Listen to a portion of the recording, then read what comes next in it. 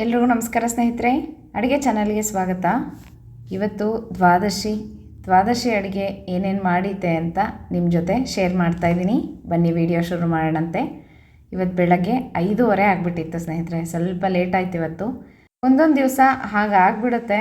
ಎದ್ದಿರೋದು ಬೇಗನೆ 4:45ಗೆಲ್ಲ ಎದ್ದಿದ್ದೆ, ಆದರೆ ಅದೇನೋ ಕೆಲಸ ಹಚ್ಕೊಂಡ್ಬಿಟ್ಟಿದೆ ಇವತ್ತು, ಹಾಗಾಗಿ ಸ್ವಲ್ಪ ಲೇಟ್ ಆಯಿತು. 6 ಗಂಟೆ ಮೇಲಾಗಿತ್ತು ನಾನು ಕುಕ್ಕರೆಲ್ಲ ರೆಡಿ ಮಾಡ್ಕೊಂಡು ಇಟ್ಕೊಳ್ಳೋದ್ರಲ್ಲಿ. ಯಾಕಂದರೆ ಸ್ವಲ್ಪ ಪೂಜೆಗೆಲ್ಲ ರೆಡಿ ಮಾಡಿಕೊಡ್ಬೇಕಾಗಿತ್ತು ನಮ್ಮ ಮನೆಯವ್ರಿಗೆ. ಹಾಗಾಗಿ ಯಾಕಂದರೆ ದಿನನಿತ್ಯ ನಾನು ವೆಂಕಟರಮಣನ ಪೂಜೆ ಅದೆಲ್ಲ ಮಾಡ್ತಾಯಿದ್ದೀನಿ, ನಿಮಗೆ ಗೊತ್ತಿದೆ. ಅದೆಲ್ಲನೂ ಜೋಡಿಸಿಟ್ರೆ ಮಿಕ್ಕಿದ್ದಾಗಿ ಅವರು ಪೂಜೆ ಮಾಡ್ಕೊತಾರೆ. ಹಾಗಾಗಿ ಸ್ವಲ್ಪ ಲೇಟ್ ಆಯಿತು. ಮತ್ತು ಕುಕ್ಕರ್ಗೆಲ್ಲ ರೆಡಿ ಮಾಡ್ತಾಯಿದ್ದೀನಿ, ನೋಡ್ತಾ ಇದ್ದೀರಾ ನೀವು. ಬೆಳಗ್ಗೆ 6 ಗಂಟೆ ಮೇಲಾಗಿತ್ತು ಅನಿಸುತ್ತೆ, ನಾನು ಟೈಮ್ ನೋಡಿರಲಿಲ್ಲ. ಒಟ್ಟಿನಲ್ಲಿ ಅಡುಗೆ ಮುಗಿಯೋದ್ರಲ್ಲಿ 7:15 ಆಗಿಬಿಟ್ಟಿತ್ತು ಇವತ್ತು. 7:15ಗೆಲ್ಲ ಊಟಕ್ಕೆ ಕೂತ್ಕೊಂಡ್ವಿ.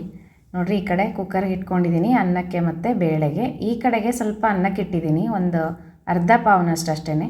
ಇದು ಯಾಕೆ ಅಂದರೆ ಸ್ವಲ್ಪ ಗಂಜಿ ಮಾಡ್ತೀನಿ ಇದರಲ್ಲೇ, ಮತ್ತು ಇನ್ನೊಂದು ಸ್ವಲ್ಪ ಪಾಯಸ ಮಾಡೋಣ ಅಂತ ಹೇಳಿ. ಇವತ್ತು ಹೆಸರುಬೇಳೆ ಪಾಯಸ ಮಾಡಿಲ್ಲ, ಯಾವಾಗಲೂ ಒಂದೇ ಥರ ರೊಟೀನ್ ಅಂತ ಅನಿಸ್ಬಿಡುತ್ತೆ. ಹಾಗಾಗಿ ಇವತ್ತು ಸ್ವಲ್ಪ ಅನ್ನದ ಪಾಯಸ ಮಾಡೋಣ ಅಂತ ಹೇಳ್ಬಿಟ್ಟು ಬೆಲ್ಲ ಹಾಕಿ ಚೆನ್ನಾಗಿರುತ್ತೆ. ಹಾಗಾಗಿ ಸ್ವಲ್ಪ ಈ ರೀತಿ ಡೈರೆಕ್ಟಾಗಿಟ್ಟರೆ ಒಂದು ಸ್ವಲ್ಪ ಮೆತ್ತಗಾಗುತ್ತೆ ಅನ್ನ. ಸ್ವಲ್ಪ ನೀರು ಜಾಸ್ತಿ ಹಾಕಿ ಇಟ್ಟಿದ್ದೀನಿ. ಸ್ವಲ್ಪ ಈ ಕಡೆ ತೆಕ್ಕೊಂಡು ಬಿಡ್ತಾಯಿದ್ದೀನಿ. ಇದು ಪಾಯಸ ಮಾಡ್ತೀನಿ, ಈ ಕಡೆದು ಗಂಜಿ ಮಾಡ್ತೀನಂತೆ, ಕಾಯಿ ಗಂಜಿ.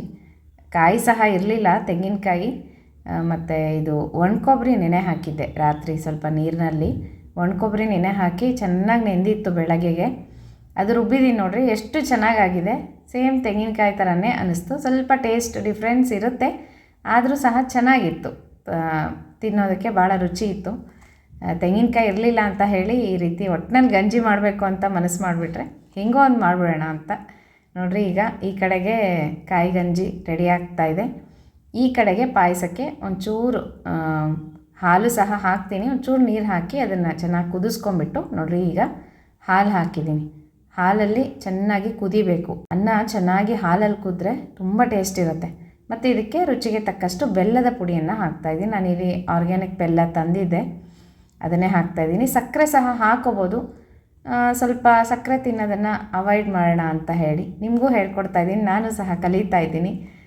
ಸ್ವಲ್ಪ ಸಕ್ಕರೆ ಬಳಸ್ತೀವಿ ನಾವು, ಆದರೆ ಬೇಡ ಅಂತ ಅಷ್ಟೇ. ಇನ್ಮೇಲೆ ಎಲ್ಲದಕ್ಕೂ ಸಕ್ಕರೆ ಬಳಸೋದು ಬೇಡ ಅಂತ ಅನ್ನಿಸ್ತಾ ಇದೆ. ಆರೋಗ್ಯಕ್ಕೆ ಒಳ್ಳೆಯದಲ್ಲ ಅಂತ ತುಂಬ ಹೇಳ್ತಾ ಇದ್ದಾರೆ. ಹಾಗಾಗಿ ಬೆಲ್ಲ ಹಾಕಿದ್ದೀನಿ ನೋಡಿರಿ ಪಾಯಸಕ್ಕೆ. ಸ್ವಲ್ಪ ಕುದೀಲಿ ಇದು.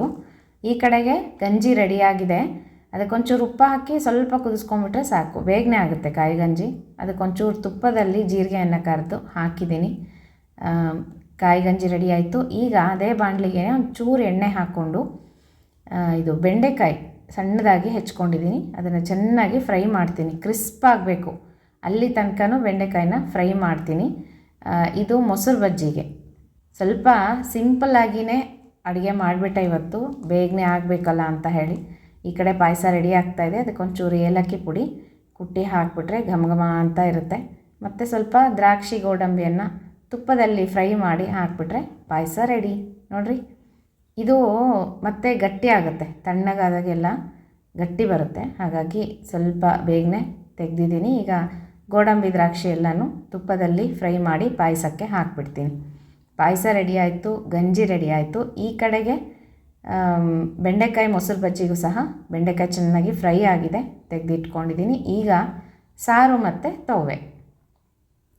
ಈಗ ಒಂದು ಕಡೆ ಒಗ್ಗರಣೆ ಮಾಡ್ತಿದ್ದೀನಿ, ಒಂದು ಕಡೆ ಸಾರಿಗಿಟ್ಟಿದ್ದೀನಿ. ಆಗಲೇ ನೀವು ನೋಡ್ತಾ ಇದ್ದೀರಾ, ಕಟ್ಟೆಲ್ಲ ಬಗ್ಗಿಸ್ಕೊಂಡು ಬೇಳೆ ಕಟ್ಟು ಸಾರಿಗಿಟ್ಟಿದ್ದೀನಿ. ಈ ಕಡೆ ಸಾಸಿವೆ, ಜೀರಿಗೆ, ಇಂಗು ಎಲ್ಲನೂ ಒಗ್ಗರಣೆ ಒಂಚೂರು ಸಾರಿಗೆ ಹಾಕಿಬಿಟ್ಟು, ಮಿಕ್ಕಿದ್ದಕ್ಕೆ ಒಂಚೂರು ನಾನು ಕಡಲೆಬೇಳೆ, ಉದ್ದಿನಬೇಳೆ ಮತ್ತು ಸ್ವಲ್ಪ ಅರಶಿನ ಪುಡಿ, ಕರಿಬೇವಿನ ಸೊಪ್ಪು ಎಲ್ಲ ಹಾಕಿ ಒಗ್ಗರಣೆ ಮಾಡ್ಕೊತಾ ಇದ್ದೀನಿ. ಇದು ಸ್ವಲ್ಪ ಬಜ್ಜಿಗೂ ಆಗುತ್ತೆ. ಒಂಚೂರು ಚಿತ್ರಾನ್ನ ಥರ ಕಲಿಸ್ಬಿಡ್ತೀನಿ, ಆದರೆ ಇದಕ್ಕೆ ಏನೂ ಹಾಕಿಲ್ಲ, ಹಾಗೆ ಒಂಚೂರು ಶಾಸ್ತ್ರಕ್ಕೆ ಇರಲಿ ಅಂತ ಹೇಳ್ಬಿಟ್ಟು. ಪಾಯಸ ಮಾಡಿದಾಗ ಒಂಚೂರಾದರೂ ಒಗ್ಗರಣೆ ತೆಗೆದು ಚಿತ್ರಾನ್ನ ಕಲಿಸ್ಬೇಕು. ಹಾಗೆ ಬರೀ ಪಾಯಸ ಯಾವತ್ತೂ ಮಾಡಬಾರ್ದು ಮನೆಯಲ್ಲಿ. ಹಾಗಾಗಿ ಪರಮಾನ್ನ ಚಿತ್ರಾನ್ನ ಅಂತ ಹೇಳ್ತಾರೆ ಶಾಸ್ತ್ರ ಪ್ರಕಾರ, ಹಾಗೆ ಕರಿಬೇಕಂತೆ. ಬರೀ ಪಾಯಸ ಮಾಡಿದ್ವಿ ಅಂತ ಯಾವತ್ತೂ ಹೇಳಬಾರ್ದು, ಪರಮಾನ್ನ ಚಿತ್ರಾನ್ನ ಮಾಡಿದ್ವಿ ಅಂತ ಹೇಳಬೇಕು. ಈಗ ನೋಡಿರಿ, ದಂಟಿನ ಸೊಪ್ಪು ಚೆನ್ನಾಗಿ ತೊಳೆದು ಹೆಚ್ಚಿಟ್ಕೊಂಡಿದ್ದೆ, ಹಾಕಿ ಚೆನ್ನಾಗಿ ಫ್ರೈ ಮಾಡ್ಕೊಂಡಿದ್ದೀನಿ ಎಣ್ಣೆಯಲ್ಲಿ. ಹಸಿಮೆಣಸಿನ್ಕಾಯಿ ಸಹ ಫ್ರೈ ಮಾಡ್ಕೊಂಡಿದ್ದೀನಿ. ಇವತ್ತು ರುಬ್ಬಿ ಸಹ ಹಾಕಿಲ್ಲ ಸ್ನೇಹಿತರೆ ನಾನು ಹಸಿಮೆಣಸಿನ್ಕಾಯಿ, ಯಾಕಂದರೆ ಬೇಗ ಬೇಗ ಅಡುಗೆ ಆಗಬೇಕಿತ್ತು. ಹಾಗಾಗಿ ಇಷ್ಟು ಅಡುಗೆಗಳು ಆಗಬೇಕು ಅಂದರೆ ಸ್ವಲ್ಪ ಟೈಮ್ ಹಿಡಿಯುತ್ತೆ. ಅದಕ್ಕೋಸ್ಕರ ನಾನು ಹಸಿಮೆಣಸಿನ್ಕಾಯಿ ಹಾಗೆ ಹೆಚ್ಚಿ ಹಾಕಿಬಿಟ್ಟೆ. ಈಗ ನೋಡಿ ಚೆನ್ನಾಗಿ ಕಡಿದ್ಬಿಟ್ಟಿದ್ದೀನಿ, ಚೆನ್ನಾಗಿ ಬ್ಲೆಂಡ್ ಆಗಿದೆ. ಇದಕ್ಕೀಗ ಹುಳಿ ಪುಡಿ ಸ್ವಲ್ಪ, ರುಚಿಗೆ ತಕ್ಕಷ್ಟು ಉಪ್ಪು ಸಾರಿಗೆ ಮತ್ತು ತವ್ವೆಗೆ, ಆಮೇಲೆ ಹುಣಸೆ ಹಣ್ಣನ್ನು ಹಿಂಡ್ಕೊಂಬಿಟ್ರೆ ತವ್ವೆ ಸಾರು ಒಟ್ಟೊಟ್ಟಿಗೆ ರೆಡಿ ಆಗಿಬಿಡುತ್ತೆ. ಮತ್ತು ನೀವೆಲ್ಲ ಯಾವ್ಯಾವ ಅಡುಗೆ ಮಾಡಿದ್ರಿ ದ್ವಾದಶಿ ದಿವಸ ಪಾರಣೆಗೆ ನನಗೂ ಸಹ ಕಮೆಂಟ್ ಮಾಡಿರಿ ಸ್ನೇಹಿತರೆ. ನೋಡಿರಿ ಸ್ನೇಹಿತರೆ, ಇವತ್ತಿನ ನಮ್ಮ ಮನೆಯ ಸಿಂಪಲ್ ದ್ವಾದಶಿ ಅಡುಗೆ ಬೆಂಡೆಕಾಯಿ ಮೊಸರು ಬಜ್ಜಿ. ಮೇಯ್ನ್ ಇದು, ನಾನು ಚಟ್ನಿ ಅಥವಾ ಬಜ್ಜಿ ಏನಾದರೂ ಒಂದು ಮಾಡ್ತಾಯಿರ್ತೀನಿ. ಇವತ್ತು ಬೇಗನೆ ಆಗುತ್ತೆ ಅಂತ ಹೇಳಿಬಿಟ್ಟು ಬೆಂಡೆಕಾಯಿ ಮೊಸರು ಬಜ್ಜಿ ಮಾಡಿದ್ದೀನಿ ಅಷ್ಟೇ. ನೋಡಿರಿ, ಚೆನ್ನಾಗಿ ಫ್ರೈ ಮಾಡಿದ್ರೆ ತುಂಬ ರುಚಿ ಇರುತ್ತೆ ಬಜ್ಜಿ ಮಾತ್ರ ಅನ್ನಕ್ಕೆ. ಮತ್ತು ಇದು ಪಾಯಸ, ಅನ್ನದ ಪಾಯಸ ತುಂಬ ಟೇಸ್ಟಾಗಿತ್ತು ಸ್ನೇಹಿತರೆ. ನೀವು ಸಹ ಟ್ರೈ ಮಾಡಿರಿ, ಬೆಲ್ಲ ಹಾಕಿ ಚೆನ್ನಾಗಿರುತ್ತೆ. ಸ್ವಲ್ಪ ಚಿತ್ರಾನ್ನ, ಹಾಗೆಯೇ ದಂಟಿನ ಸೊಪ್ಪಿನ ತವ್ವೆ, ಅನ್ನ ಮತ್ತು ಕಾಯಿ ಗಂಜಿ. ಇದು ನನಗೆ ತುಂಬ ಪ್ರೀತಿ, ಇಷ್ಟ ಆಗುತ್ತೆ ನನಗೆ ತಿನ್ನೋದಕ್ಕೆ, ಚೆನ್ನಾಗಿರುತ್ತೆ. ಮತ್ತು ಸಾರು, ಮಜ್ಜಿಗೆ. ಇದಿಷ್ಟು ಇವತ್ತಿನ ನಮ್ಮ ಮನೆಯ ದ್ವಾದಶಿ ಪಾರಣೆಯ ಅಡುಗೆ. ಹೇಗೆ ಅನಿಸ್ತು ಸ್ನೇಹಿತರೆ? ಕಮೆಂಟ್ ಮಾಡಿ ತಿಳಿಸೋದು ಮರಿಬೇಡ್ರಿ. ದ್ವಾದಶಿ ಅಡುಗೆ ಮಾತ್ರ ನಾನು ಮಿಸ್ ಮಾಡೋದಿಲ್ಲ, ಹಾಕ್ತೀನಿ. ಹಾಗಾಗಿ ಮತ್ತೆ ಮುಂದಿನ ವಿಡಿಯೋ ಒಟ್ಟಿಗೆ ಸಿಗ್ತೀನಂತೆ. ನಮಸ್ಕಾರ.